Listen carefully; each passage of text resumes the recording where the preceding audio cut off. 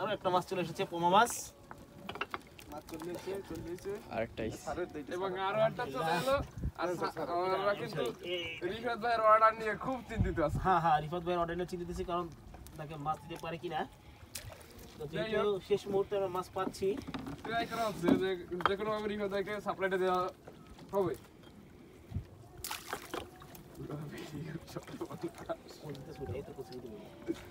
Sir ওদিক দিয়ে না, এই ফার্স্টটা আস্তে আস্তে ওইদিকে মাথায় দিয়ে টান দিলে বাইরে এই ফার্স্টটা আস্তে আস্তে পিছনের দিকে নিয়ে যান। এই না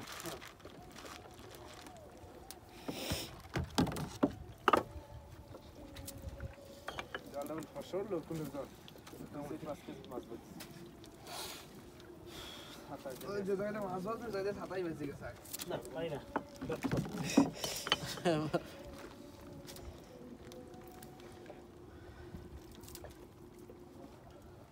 তিনটা হইছে একসাথে ভেরি গুড কর কত চলছ? ক্যামেরা এই যে আমাদের কাছে আরো একটা মাছ চলে এসেছে। কি মাছ? চিনি না এটা। ভালো মতো জানে বাদবুল এরপর বাদ দেন, এরা কেউ ছাড়াইবে না, মুই তো ছাড়ামই না। কি মাছ ওটা? মাছ চলে আইছে। দেখেন মাছ কিন্তু এখন আসতেছে শেষের দিকে, জাল নাই জাল নাই। এইটা কিন্তু বেকাজার ট্যাংরা মাছ। এই ট্যাংরা কাটা কাটা আছে নাকি? হ্যাঁ স্যার, দুইটা আছে একটা মাছ। দেন তো এই হলো আমাদের পোমা মাছ। প্রায় শেষ মুহূর্তে আমরা অল্প কিছু মাছ পেয়েছি। বহুল প্রতীক্ষিত সেই পোমা মাছ।